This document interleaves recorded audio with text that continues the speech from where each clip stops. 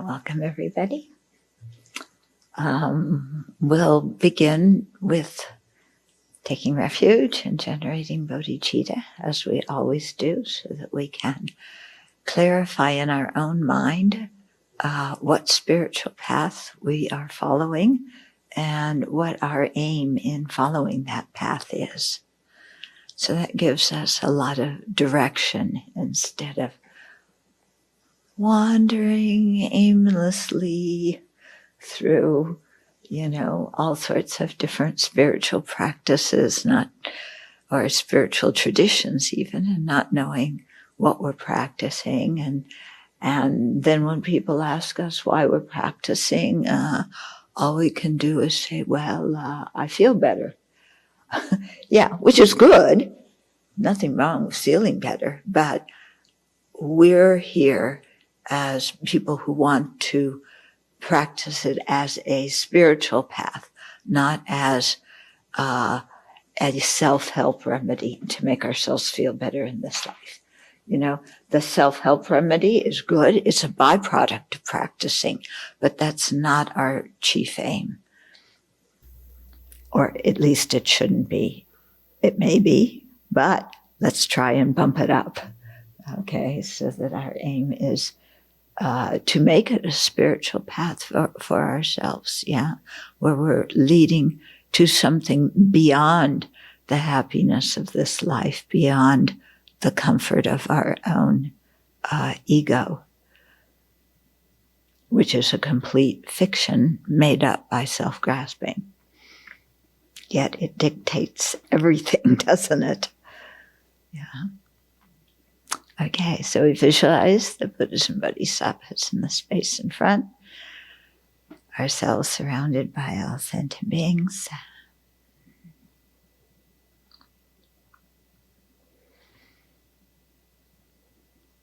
And it's very helpful to put the sentient beings we're afraid of, or distrust, or are mad at, or can't stand, right in front of us, between us and all the holy beings. And they too are facing the holy beings, seeking refuge. And we have to look at them in order to see the Buddhas and Bodhisattvas. We can't ignore the certain people that we're afraid of or don't like.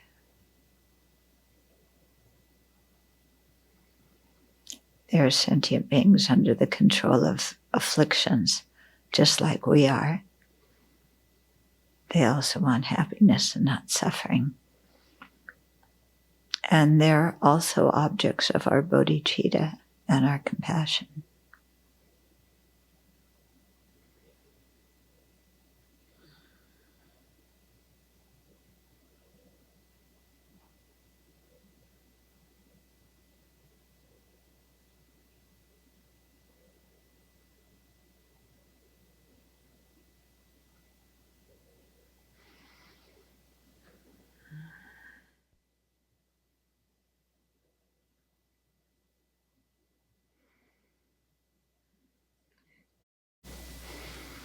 So as we think of the plight of sentient beings, including ourselves, we often turn to the suffering and the misery. But we need to also consider what is going well and the kindness in the world, because all of that exists together.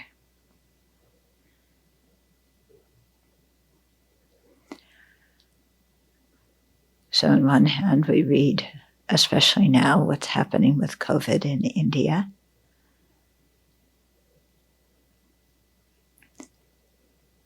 And how that is not just India's problem. You can't lock the borders of a whole country or even one state.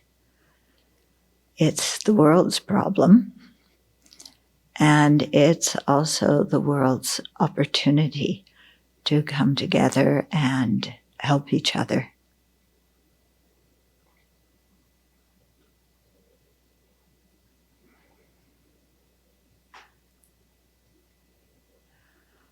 So part of what's happening in India is due to the corruption of the government. Part is just biologically what's happening with COVID. Another part has to do with people's personal level of commitment to wearing masks and keeping social distance. And then also there's the factor of karma.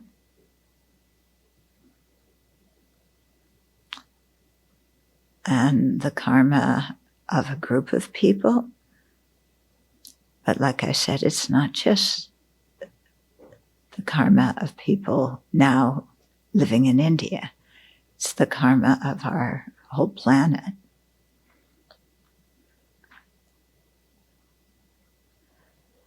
And yet, at the same time, as we're experiencing the results of karma, we're also creating new karma.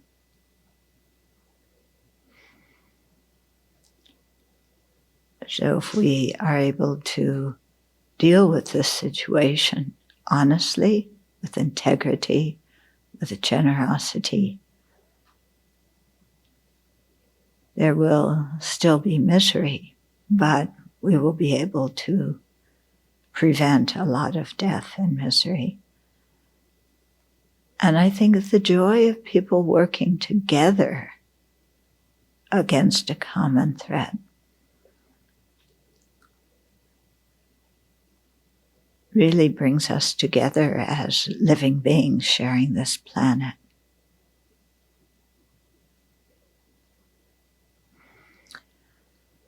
And yet, samsara is not limited to this planet.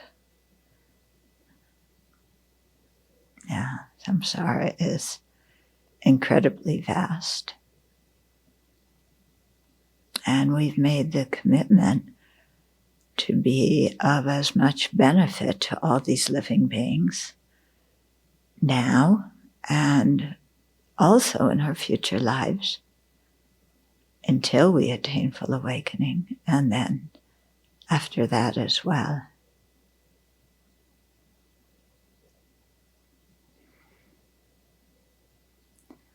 So let's call up our joyous effort to act with love and compassion for living beings, and to progress along the path to Buddhahood so we can develop the skill and the powers and the ability to best benefit them. So let this be our motivation for listening to Shantideva's advice and instructions to us today.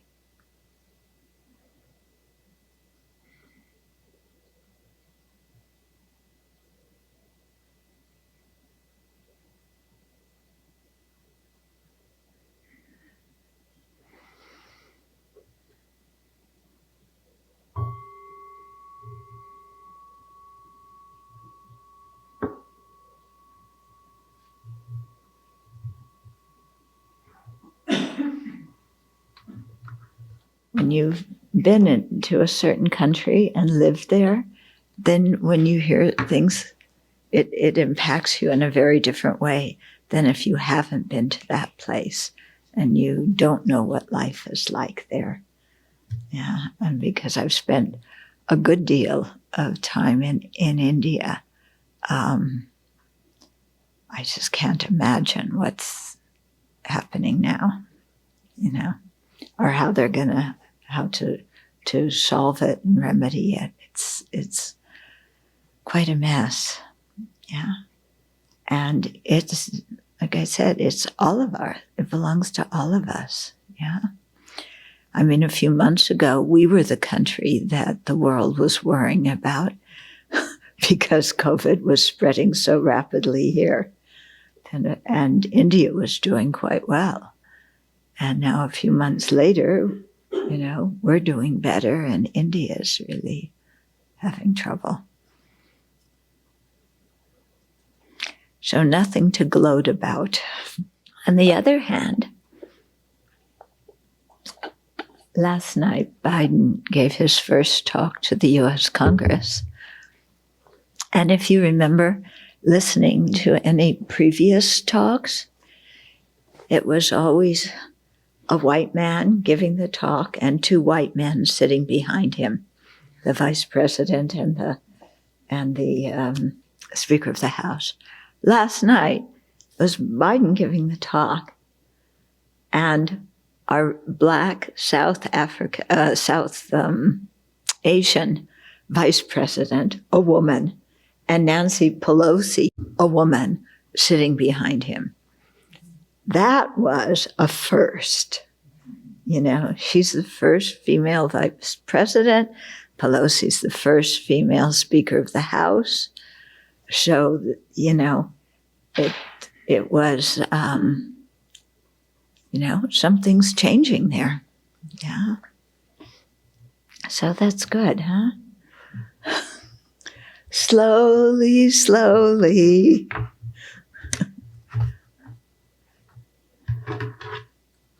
Yeah. But it was, you know, they kind of, everybody stopped and was looking, and this doesn't look like all the other previous addresses. Okay. So we've been going through the chapter 5 on guarding alertness, okay, or also called introspective awareness. And this chapter talks about mindfulness and introspective awareness. Okay, and these two often come as a pair because they really support each other. And they're spoken about particularly when we study ethical conduct, and also when we study concentration. Yeah. So, or serenity, how to develop concentration. So, if you learn them first about them in the context of cultivating serenity, you hear that mindfulness is the mental factor that places our attention on the object of meditation. Okay, let's say the image of the Buddha you're meditating on, or whatever your object of meditation is. And it not only puts your mind there, but it keeps the mind there. Okay, because mindfulness is related to memory, to recollection. So you're recollecting, you know, your body, your object of serenity. And then with a corner of your mind, you check and see, are you still on that object? And you check, from time to time.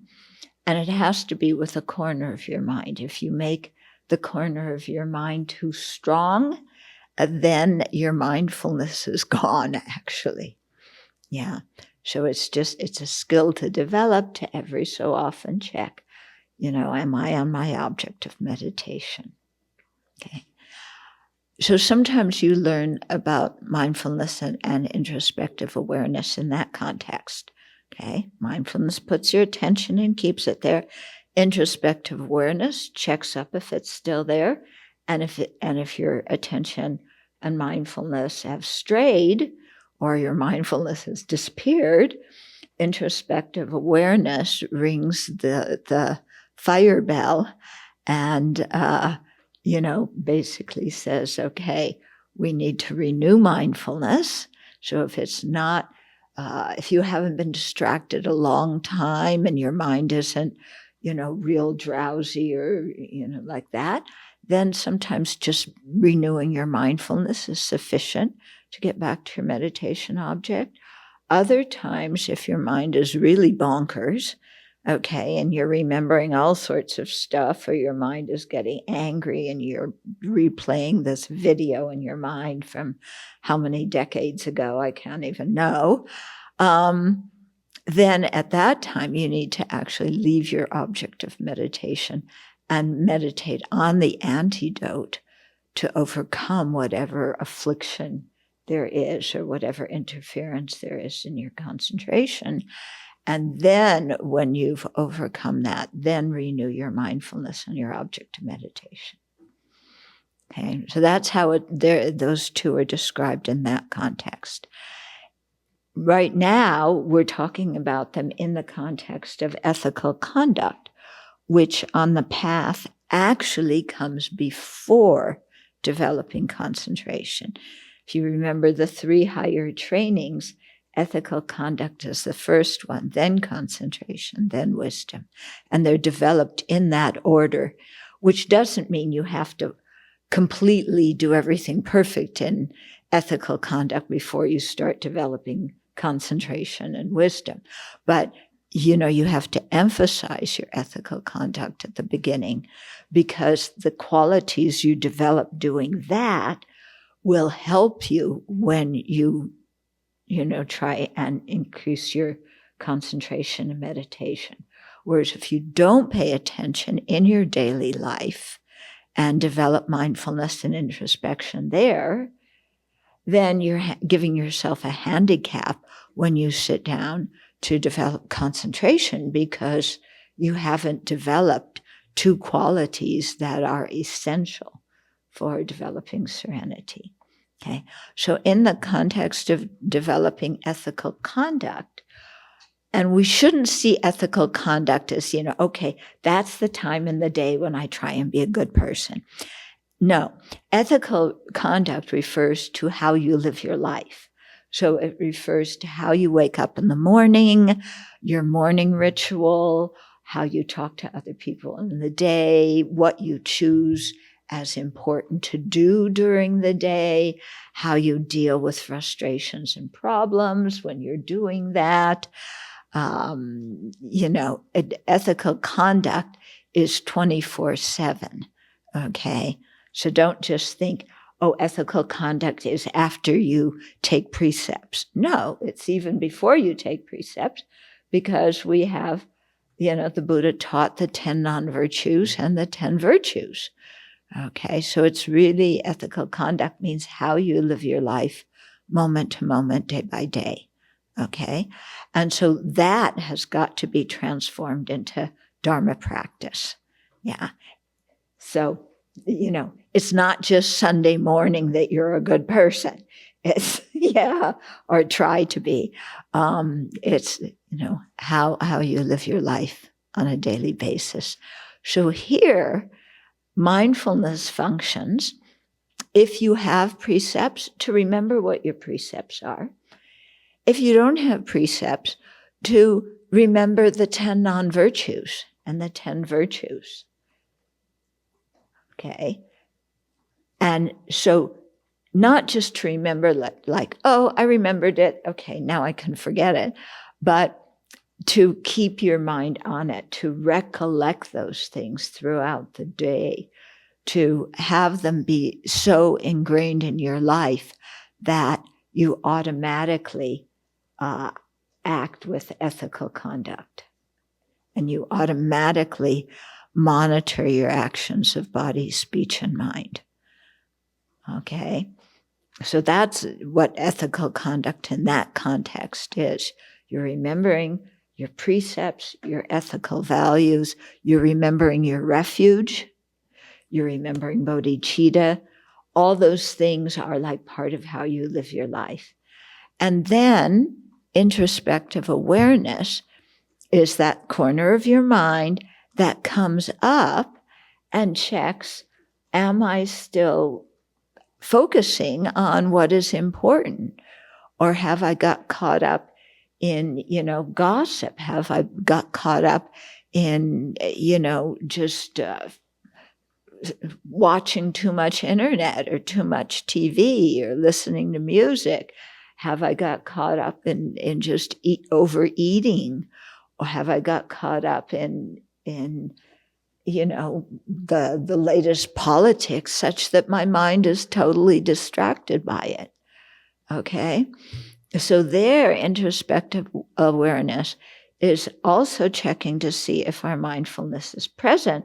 But here our mindfulness is focused mostly on precepts, refuge, bodhicitta, how we're living our life. and especially what our mind is doing, what our speech is doing, what our body is doing. Okay.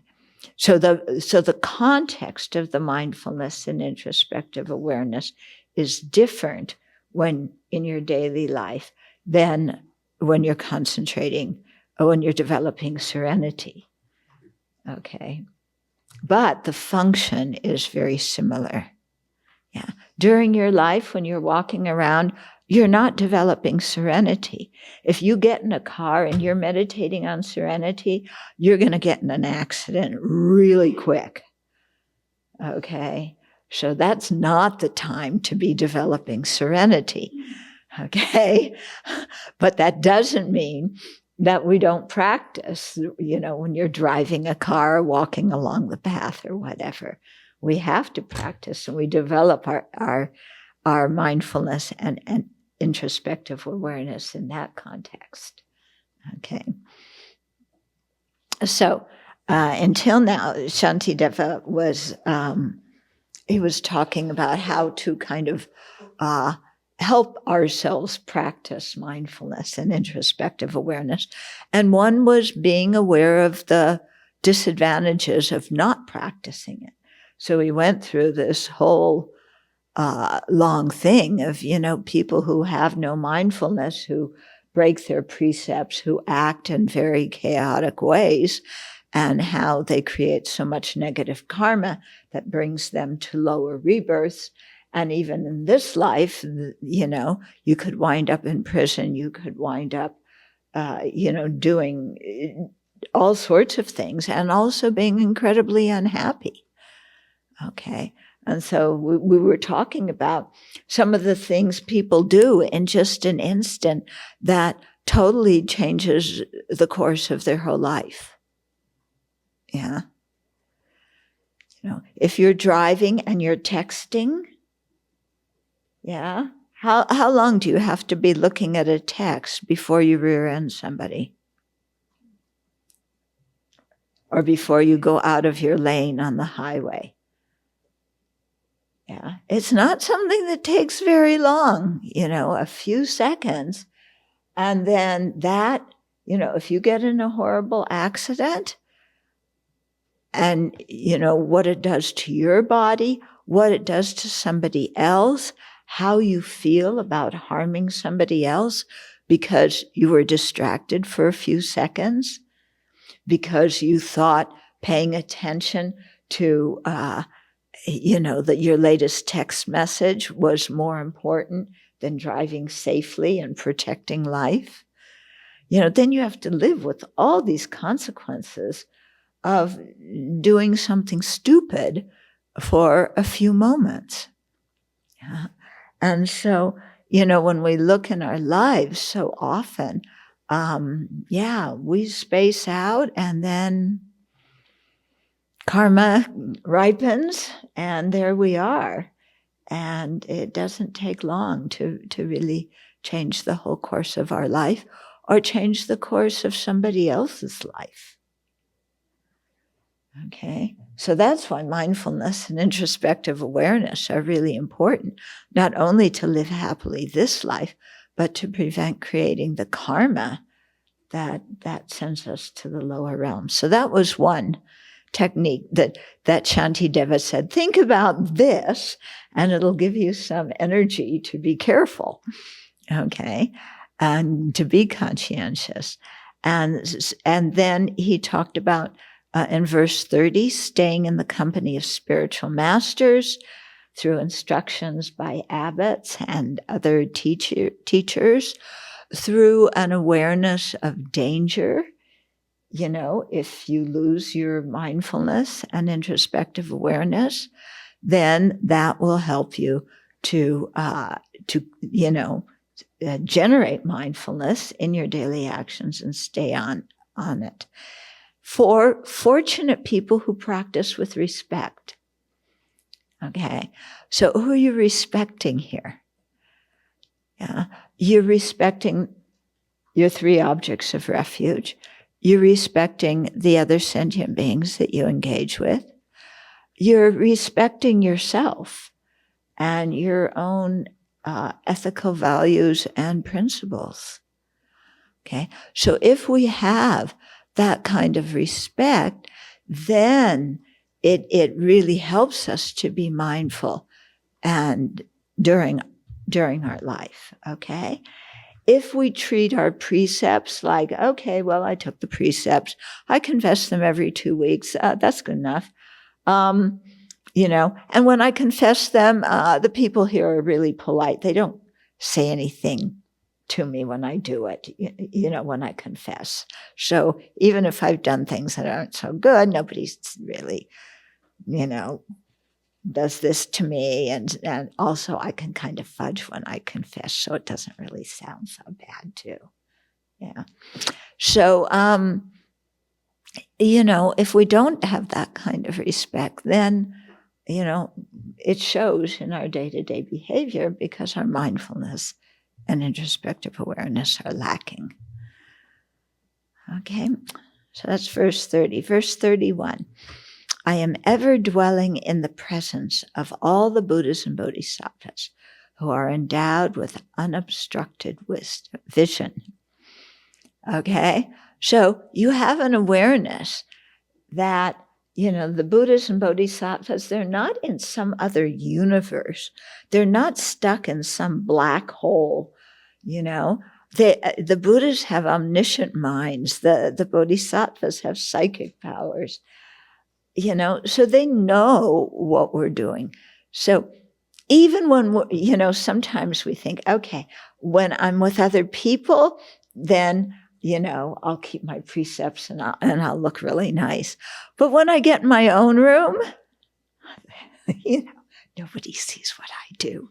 Yeah, they don't know that I'm actually on internet doing this, that, and the other thing. They don't know that I'm writing secret love letters to somebody, or that I'm gambling online, or whatever it is. Okay, so you think, oh yeah, as long as I'm alone, nobody knows.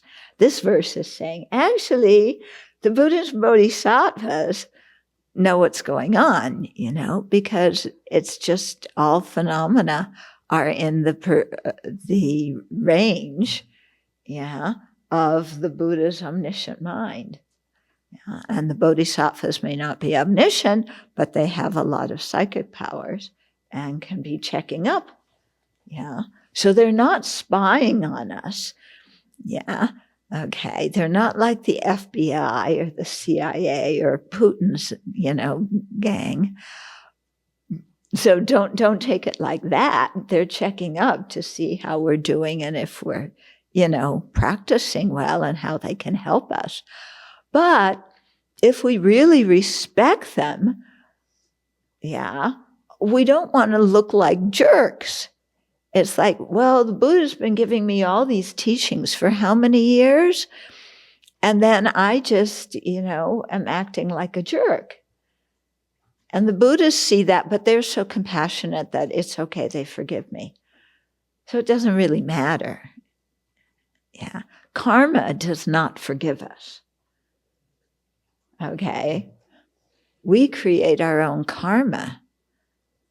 So the Buddhas, may not get angry and upset with us, but they can't destroy our karma. We're the ones who create it and have to purify it. Okay. But thinking that the Buddhas and Bodhisattvas are here and they're observing us, that can give us a little bit of, to be more careful with our behavior. Yeah, it's the same, if you're in the presence of your teacher, most people, they act pretty well in presence of their teacher. Yeah, very humble. Yes, I will do as directed. Yeah, oh, you are my wise special teacher. Yeah, may I offer you a cup of tea? May I give you this and that? Very, here's a kata. Very respectful. And then, when they walk out of the room where their teacher is, then there's a whole different person, a whole different persona, I should say. Oh, well, I was just with my teacher, and I got to stay so long, and look what he gave me. Yeah. Or I know my teacher very well, and I know the attendants very well. I'll get you an appointment. Okay. And so all of a sudden, we become big shots. And, I've seen this so often in Dharma centers. Everybody wants to help the teacher. Yeah, I'll wash the dishes for the teacher, but I won't wash anybody else's dishes. In fact, the other people should wash my dishes. Yeah, especially, well, I'm ordained. They should wash my dishes. Yeah, or I'm senior. They should wash my dishes. Here, I'll give you some soap. Go do it. Yeah. And where's our mindfulness and introspective awareness then? It's way gone, isn't it?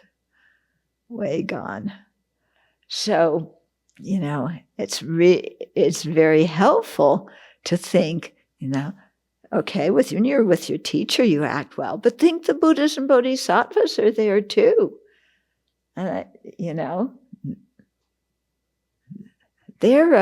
They're observing, and then that helps us, okay?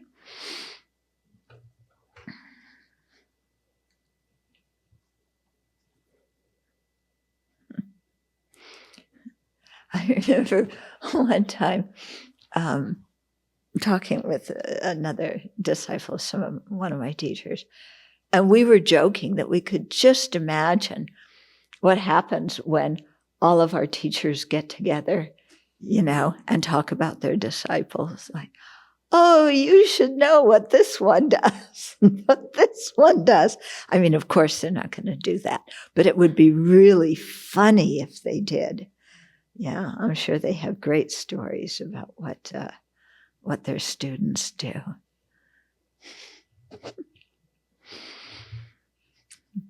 Okay, 32.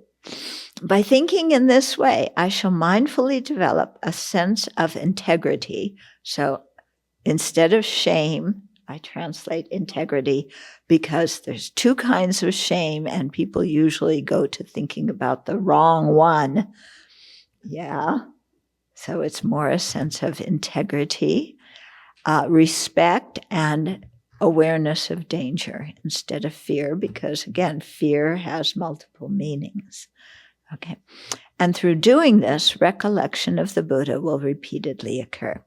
Okay, so if I think about my teachers, the Buddhas and Bodhisattvas, okay, then I have a sense of integrity. I mean, they spent so much time practicing and learning the teachings and teaching me, and I repay it by just being reckless and careless and opening my big mouth about this, that, and the other thing. Yeah. So when we think in that way, then we have a sense of integrity. It's like, well, I want to act properly out of respect for myself. Yeah. Because I've been the recipient of so much help along the path. Yeah. And I want to act properly also so that I don't destroy the faith of other people. Yeah. Okay. So we develop a sense of integrity, of respect for other people, and self-respect. Okay. And an awareness of the danger if we just kind of, let everything go and don't monitor our body, speech, and mind. So monitoring our body, speech, and mind doesn't mean that our introspective awareness is like this heavy duty, I'm watching what you're doing, and as part of your own mind, don't you be bad, isn't there some jingle about Santa Claus doing something like that? Yeah. Except, it's a happy sounding jingle, but Santa Claus is really checking up what you're doing. Yeah. So this isn't like that. Yeah. But it's, yeah, it's awareness of, the reality of the situation. And through that helps you remember the Buddha more and more during your life. And that is really helpful at the time of death, because the more you can remember, your values and precepts and the Buddha, Dharma, and Sangha when you're alive, then the better chance you have at the time of death to remember those same things. Okay, then 33, when mindfulness is set with purpose of guarding the doorway of the mind, then introspective awareness will come about, and even that which has gone will return. Okay, so we set before every activity, it's good to set your motivation and set your mindfulness. And we do that, here at the Abbey, very much during the day. Before, meals, we have the stand-up meeting, before any kind of teachings or pujas or whatever. So constantly doing that throughout the day is really helpful to reestablish our mindfulness, on the Buddha, Dharma, Sangha, on our practice, on bodhicitta, and so on. Okay? And so it's nice, to have things throughout the day that remind you, that are kind of like your mindfulness bell. So Thich Nhat Hanh has a real bell that people stop and then they, become mindful there.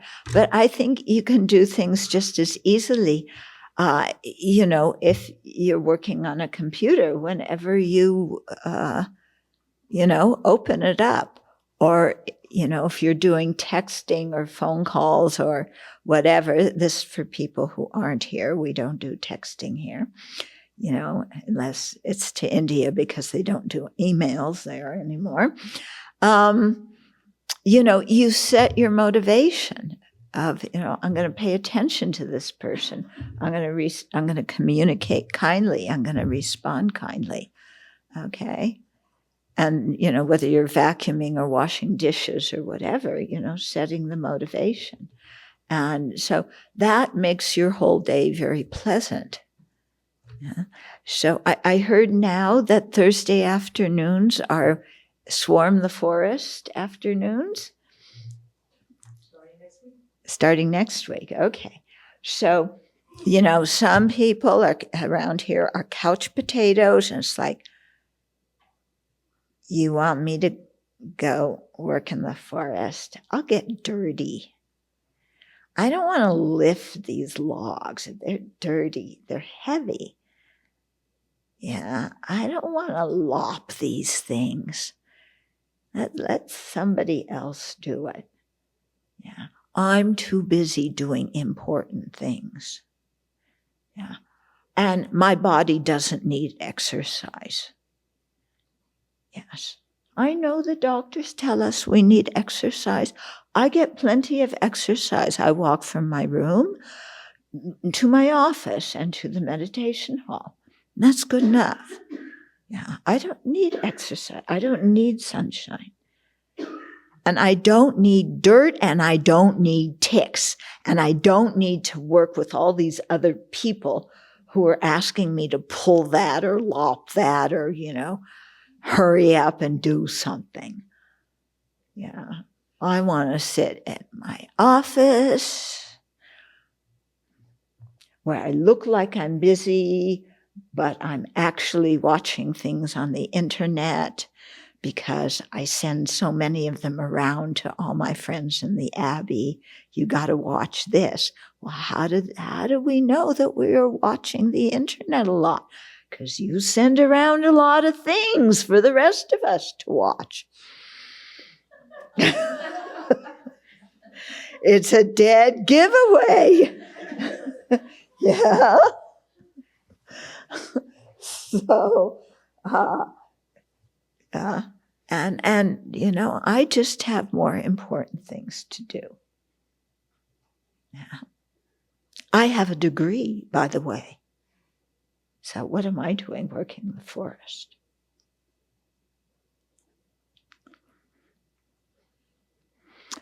Okay, so those people really need to work in the forest. Yeah? You can see if you have that kind of attitude, you need to work in the forest.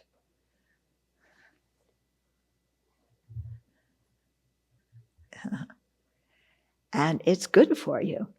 You get exercise, you're outdoors, it's beautiful outdoors. It's really fun when everybody works together. And you can see afterwards that you really did something. When you work on a computer, at the end of the day, you can't see anything. Your desk looks exactly like it did when you opened it, when you sat down in the morning, okay? Except probably with more things piled on it. But, when you work out in the forest, there's a real sense of, I did something, look, and then you know that other people will walk in the forest and it'll be a much pleasanter journey for them. You know that you're working to prevent fire here. Yeah. So I'll see you next Thursday, although if I had my druthers, it would be this afternoon.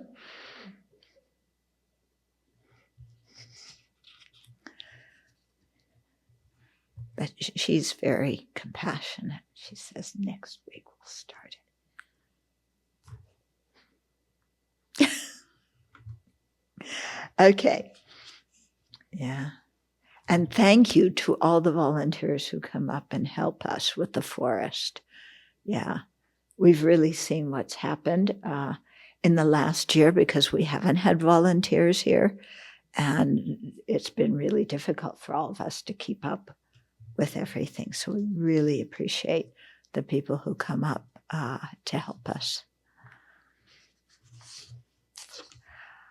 Okay, so if your mindfulness is set with purpose, and you're guarding your mind, then introspective alertness follows very easily.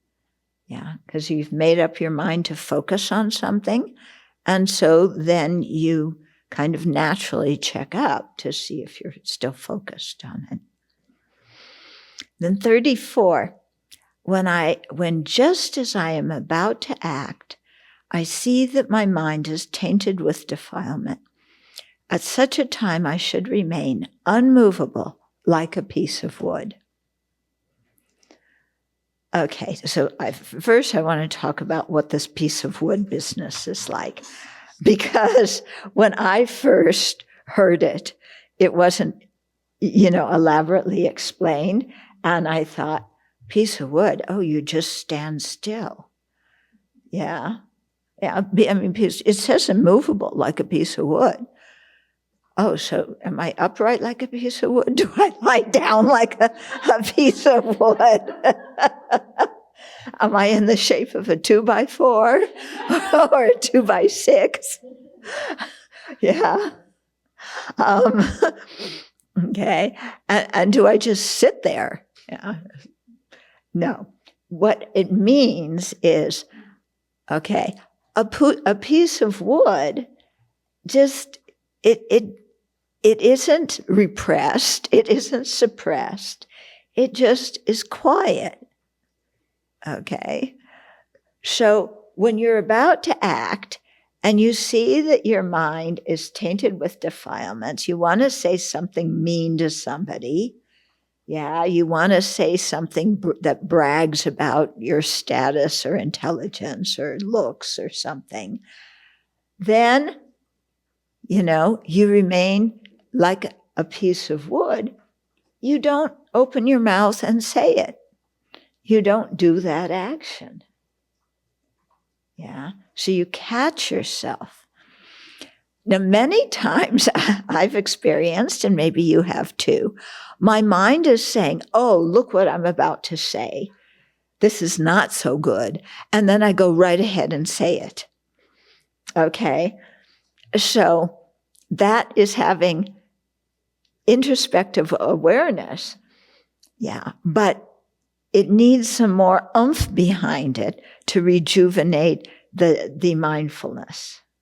Okay. And to rejuvenate the conscientiousness so that we really care about what we're about to say or do. Okay.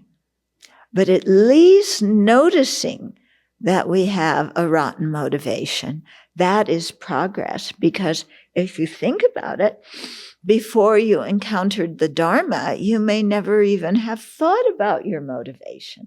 Or if you thought about it, you thought, this motivation, I'm going to brag a little bit, and that's going to increase my reputation. This is good. Yeah.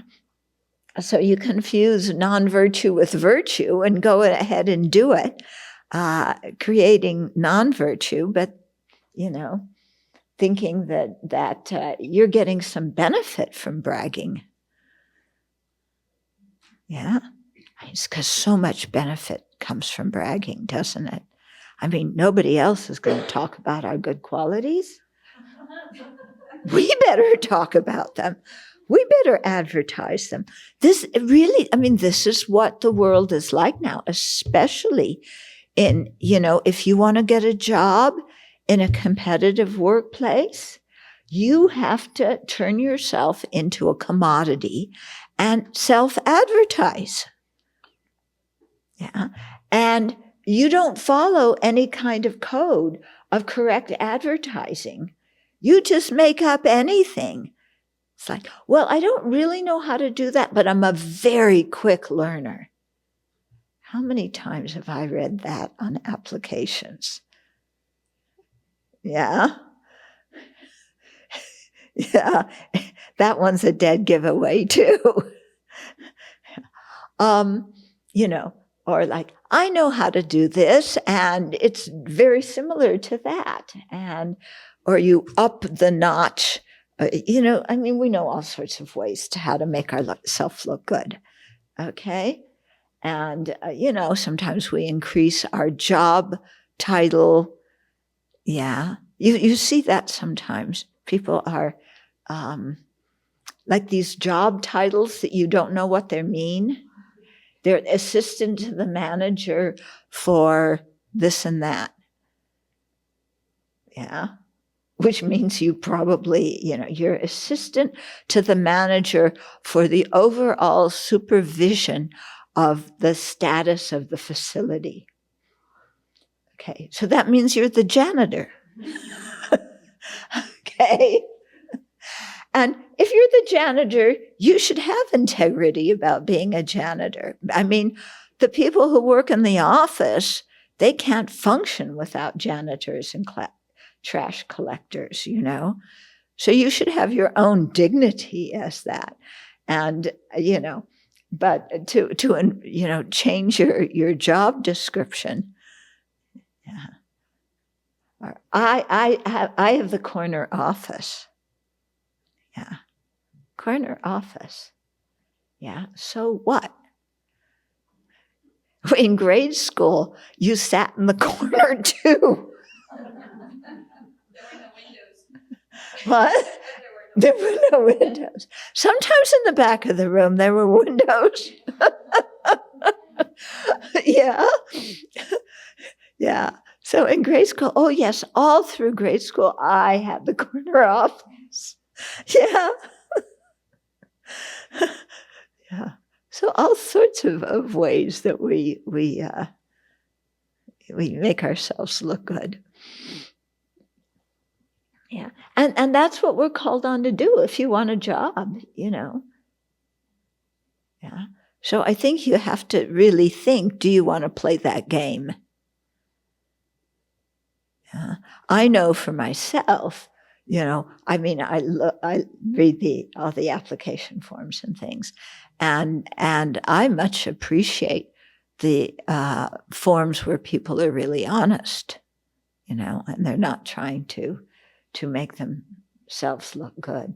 I've done, innumerable meditation retreats under the guidance of so-and-so, Dorji Chong, and so-and-so, Rinpoche, and Sayadaw, so-and-so, and, well, yeah, you've done retreats, but what's your meditation been like? And did you go to all the sessions, or were you in bed for half the sessions? Okay, so but I remember one time when my niece was filling out an application for college, and, they asked her, talk about yourself. That was one of the questions. And I said to her, I think mention the things that you're good at, that you respect in yourself, but also be honest and talk about what you're not so good at. Well, yeah, her mother wasn't very pleased with that advice, and my niece wasn't very pleased with that advice either, because basically we know she doesn't have any faults anyway, so what's she supposed to write about? Right?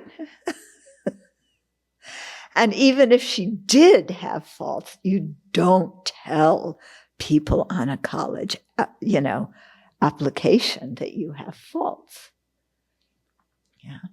And yet, I was talking with a friend of mine once, and he had a friend who worked in the graduate department of some university, in the department, I think it was chemistry, physics, biology, something, one of the science departments. And he was involved with looking at the applications and deciding on the graduate students that would be accepted to the program.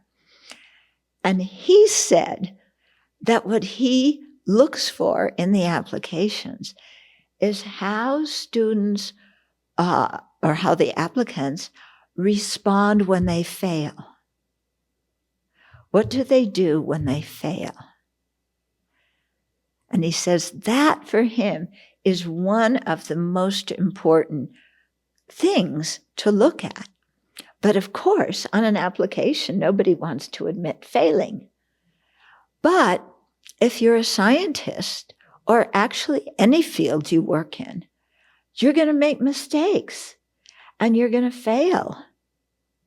And how do you respond when you fail, when you make a mistake, when you do something and you look like a jerk in front of your colleagues? Okay. And that really tells you something about a person's character. Yeah. Do they cover up their mistake, or do they just say it?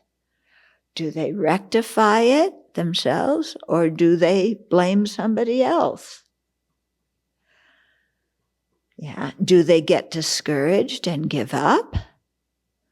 Or do they learn from their mistake and try again? Okay. So I think looking at that kind of for that kind of quality too is really important. Yeah. The people, at least who come to the Abbey, of, I meditate so many hours a day, and I've done all these retreats, and I've studied all these texts, and, I know that I know this, I meditate on emptiness, and I really had this experience of emptiness, and I've, kind of this deity and that deity appeared to me. And it's like often I'll say, yes, let them come, but my reason for allowing them to come is so that they can put their feet on the ground. Yeah, not because I think, that they're spectacular.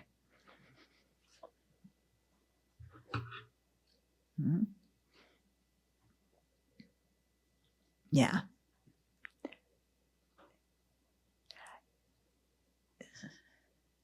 Yeah, because we live in a society where we are so impressed with external appearances. And His Holiness even talks about this, yeah, about even among the lamas, the students who are disciples of certain lamas, because the lamas will sit on the stage when His Holiness teaches, and they'll say, the disciples come, they put extra cushions under the seat of their own teacher, so their own teacher will be higher, So maybe they do it out of respect for their own teacher, but they may also do it of, look, my teacher's sitting on the really high seat, higher than all these other lamas. Yeah. And His Holiness comments about the whole hat thing, in Tibetan Buddhism. It's like, this hat and that hat, and how impressed people are with hats, and how impressed people are with the height of the throne or the amount of brocade that is there. And he jokes about it, and you can see he's not impressed at all. In fact, in the past, when His Holiness lived in Tibet, when he was a little kid, how did they dress the Dalai Lama? In brocade. Not in robes, not in monastic robes, but in brocade, with some kind of brocade hat, Must have been awfully hot and uncomfortable. But anyway, that's what he wore. When he got older and he became a refugee, he got rid of the brocade and he started wearing regular monastic robes. Yeah. And that's the sign of somebody who's not trying to put themselves up. Yeah. So anyway, I can go on and on about that. But I wish you had been able to meet Geshe Thubten. He was one of my teachers. Some of you had. He came to DFF that one time. And he was really incredible. I mean, talk about humility. And he was a really excellent meditator, but nobody knew it. Yeah. And he didn't show it. And every time somebody tried to put him up high, he stopped it right away. So he taught a lot by example. And when you would see him doing korwa around His Holiness's temple, his hair was always a bit long and a few whiskers sticking out, and these old scuffy brown shoes. I don't know how many centuries old his shoes were.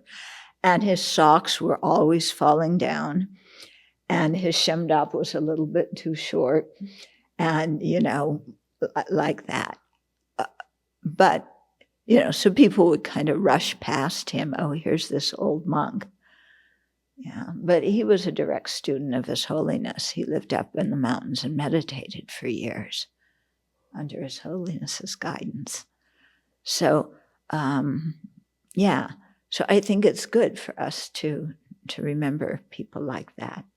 Milarepa commented a lot about it. So many of Milarepa's songs are tearing down people who think they're really hot stuff. Yeah. Yeah. But you're going to say, but if I don't do that, I won't get the job. Well, you just have to think, what kind of situation do you want to work in?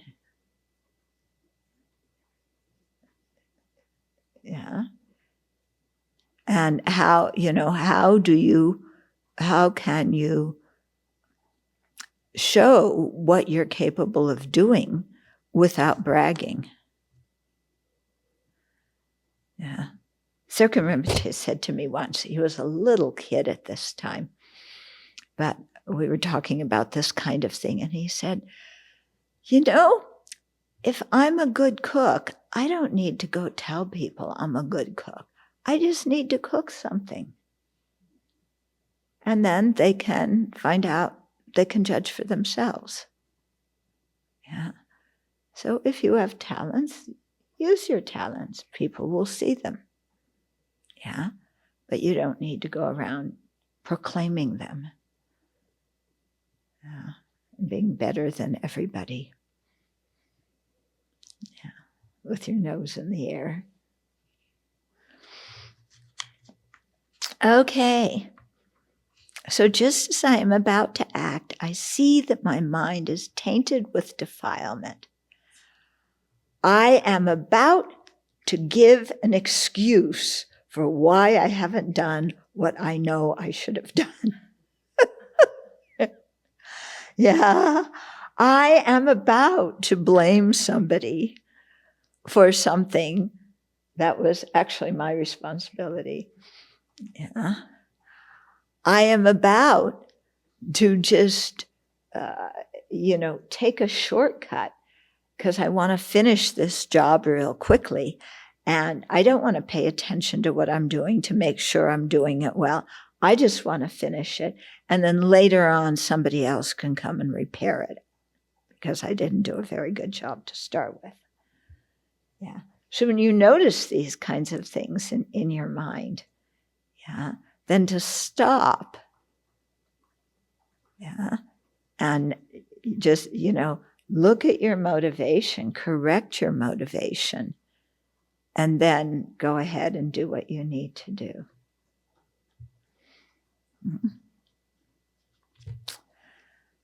Okay, so this is really a practice. We are not excellent at this, especially at the beginning. But this is a practice, and as we practice it, our mindfulness and introspective awareness will increase. Okay, verse 35. Never should I look around distractedly for no purpose. With a resolute mind, I should always keep my eyes cast downward. Okay, so again, a lot of these we need to understand correctly. I should always keep my eyes cast downward. That does not mean that you walk around like this all day and don't look at people, or that your head is always like this. I mean, if you even when you sit or walk, your head is like all like this, you're going to get depressed. That kind of physical gesture affects your mind. You're also going to have neck pain and back pain. Okay. So check your posture too, and, make sure your head is erect. And you don't just always have to be looking downwards, but what it means is, you're not looking, remember when we're at this extreme and they want to get us to the middle, they tell us this. So we're at the extreme. When we walk around, we're looking everywhere. Especially when you go into town, you look, what's in this, in the windows, and what's in that window, and what's here, and who are the different people, who's wearing a mask, who isn't wearing a mask, who looks good, who doesn't look good, And, who am I going to smile at, who am I going to at, Okay, so a lot of times we're just, our head is like one of those bobbing dolls, the dolls with the screen on the head. As we're looking around at everything, as we walk down the street, or you have to go into an office or, a bank or somewhere, and, you're checking everybody out and, making mental judgments about them. So this is like, no, that's not what we do. Okay? And when you're driving, goodness, you need to focus on driving, not, look at the color of that car. Wham! Okay. Or, you're getting really mad at some other driver, so you don't pay attention to how you're driving. So we really need to focus and not be so distracted that we're looking around for no purpose. There are purposes for looking around. When you're driving, you better look in your rear view mirror. You better turn your side to see if somebody's in the blind spot. Okay? you better be aware of what the cars around you are doing. Yeah. So, I mean, there's situations where we should look around and other situations where, we're just plain old distracted. Okay, so you have to determine what these situations are for yourself. Similarly, when we're walking, we need to be aware of we're walking. Yeah, if you're walking in town, there's, especially Seattle, the sidewalks in the residential areas there, it's nice they made sidewalks, but where the things join, it's like this and that. And, and this, and around the trees like that. And it is so easy to trip and fall on your face walking there. Yeah, some of us know from experience. Yeah, so you have to pay attention to where you're walking. Yeah, when you walk in the forest, you need to pay attention, because sometimes there's logs on the road, there's sticks on the road. Even you notice there's a stick, you have to be careful, because sometimes the stick is caught on something and you trip over it anyway. You think it's a small one and it's a big one. Or sometimes there's holes in the path, or the path is uneven. So you need to look where you're walking and not just be like this. And also, there's animals on the path, and there's bugs all over the path. So we have to look where we're walking, so that we don't harm any living beings. Yeah, but that doesn't mean, it depends on your eyesight, but it doesn't mean you're just walking around like this. Okay, you can look a little bit ahead of you, so that you know at least where you are and where you're going. Okay, but you try and be aware of what's up there. Okay. So never should I look around distractedly for no purpose. With a resolute mind, I should always keep my eyes cast downward. So we should always have our eyes where they need to be. Yeah. And not distractedly looking around, and not so stuck in ourselves that, we can't see anything beyond our own nose. And then, of course, each of us have to decide what we pay attention to and what we don't pay attention to. Okay? And so, for example, I meet lots of people, and even before I did, I don't pay attention to names. I absolutely don't pay attention to names. I connect with somebody in some way, but it's not about their name. And I do not notice what people wear. So if you told me, oh, it was the person who asked that question wearing, blue, I have no idea who you're talking about. Okay? That's why she travels with me. She remembers all that stuff. Okay? That's your first job. You think being attendant is glorious. No, this is the kind of stuff that you remember. So yeah, you better remember it anyway. Okay. But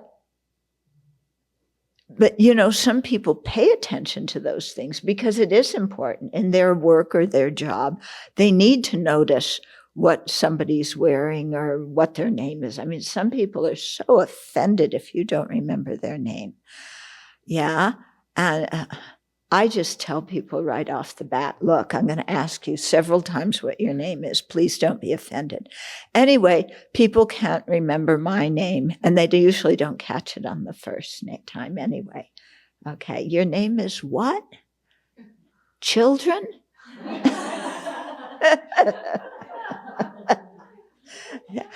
No, children. Oh, I see. Chodron. Yeah. Okay. Chodron. Yeah, have a good day. But I don't even pronounce my own name properly. The Tibetans, Karare? Yeah. Yeah. I say my name, Thubten Chodron. Karare? What? Okay. So,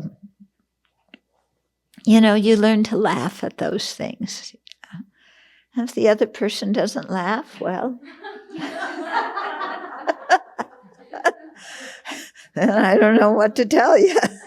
Okay, but we should guard our mind, and, not just guard our mind, but when we're going into situations, have an intention about what we're going to pay attention to.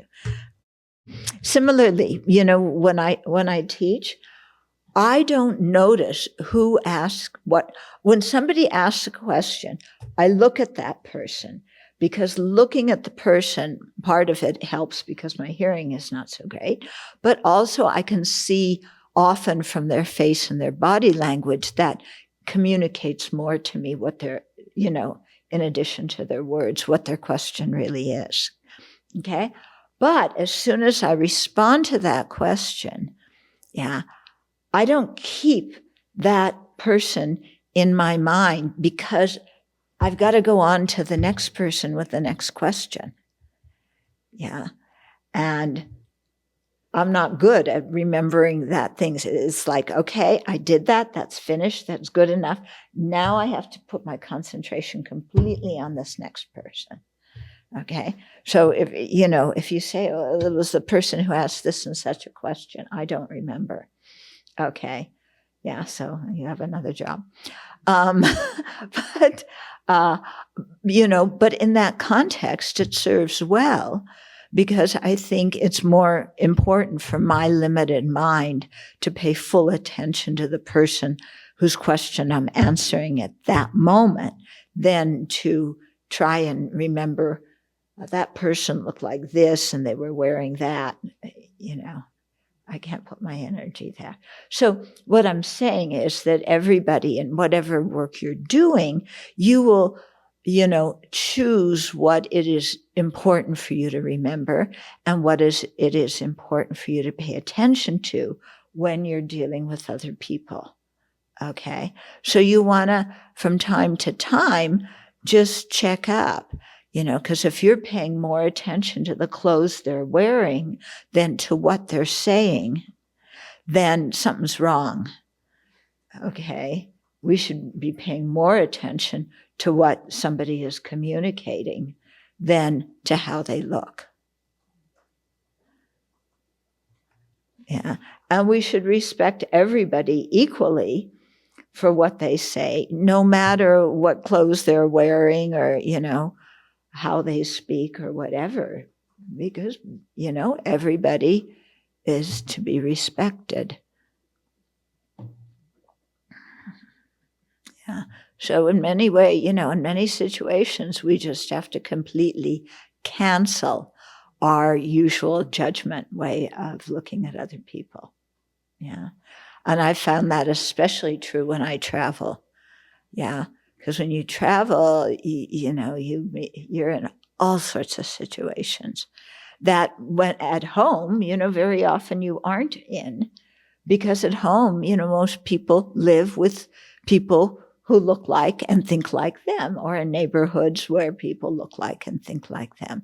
But when you travel, you're exposed to all different kinds of people in all different situations. And so, Indian buses are different now than in the past. But, I've ridden on Indian buses together with chickens.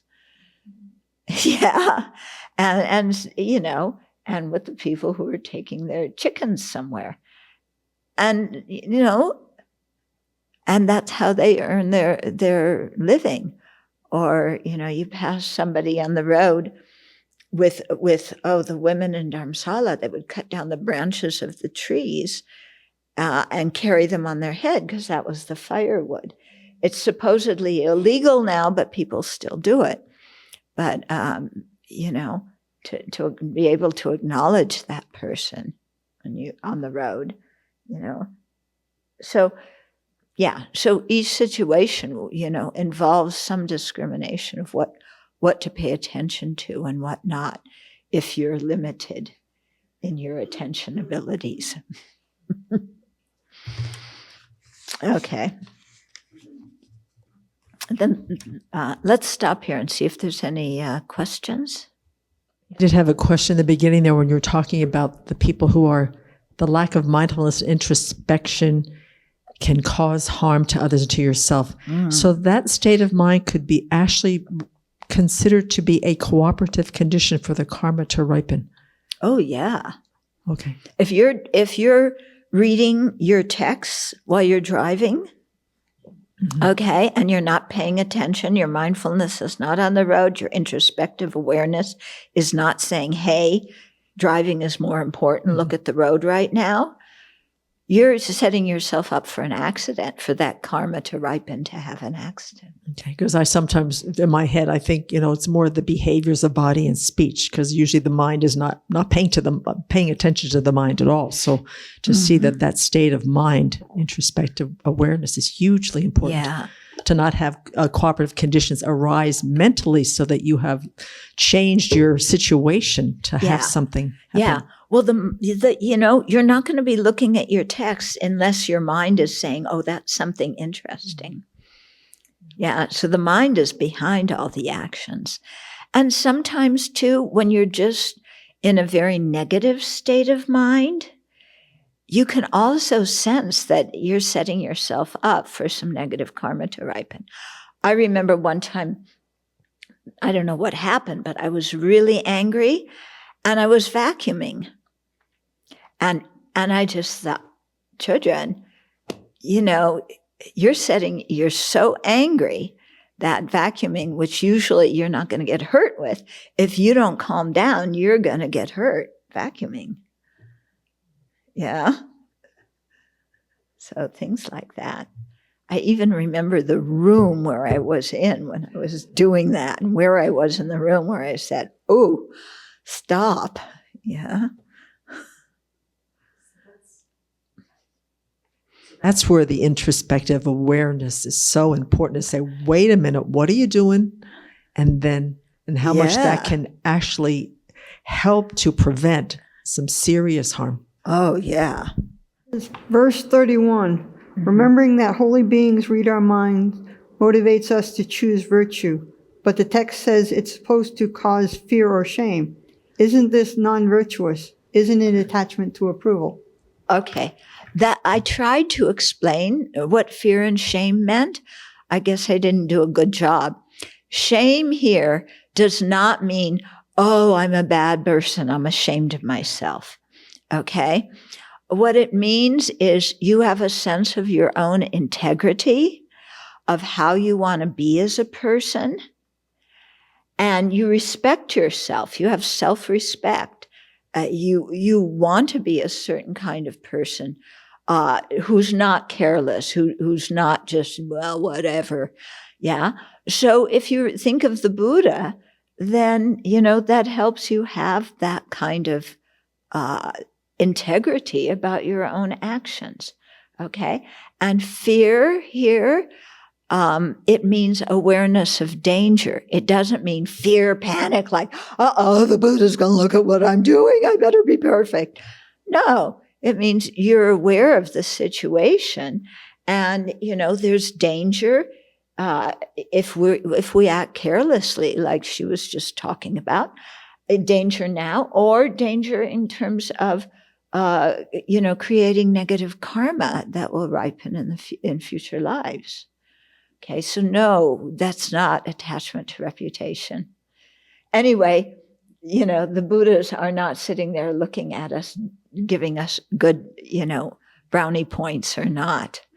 Yeah, reputation is irrelevant when it comes to the Buddha. Okay, so we will stop here then. We'll start with 36 next time. So what he's talking about here is so practical, and it's not difficult to understand. That doesn't mean it's easy to practice. Yeah, difficult to understand and easy to practice are not the same thing, okay? But the advice here is so practical. So, if sometimes you feel like, wait a minute, I can't understand emptiness and bodhicitta, the considering all sentient beings is a bit much for me right now, but I can understand this. Even here, in order to relax the gaze for a short while, I should look around. And if someone appears in my field of vision, I should look at them and say, welcome. Yeah, that's not difficult to understand. It's not easy to do. Yeah, because we're walking around sometimes absorbed in our own thoughts and we bump into other people. Yeah, we're not looking where we're going. Or you see somebody and you don't smile and say hello. Look at them like that. What are you doing here? This street is mine. Yeah. So, to really take these things and try and put them into practice in our lives. Because these things seem small, but they make a huge difference. Yeah. If you're a person who smiles at people and says hello, that makes such a big difference from a person who just doesn't smile and say hello. That doesn't mean that everywhere you go, you're saying hello to everybody. And when you walk in somebody's office and they're busy doing something, you say hello and then pride yourself on being friendly. No, as with every situation, we have to look at the context and the situation. Okay.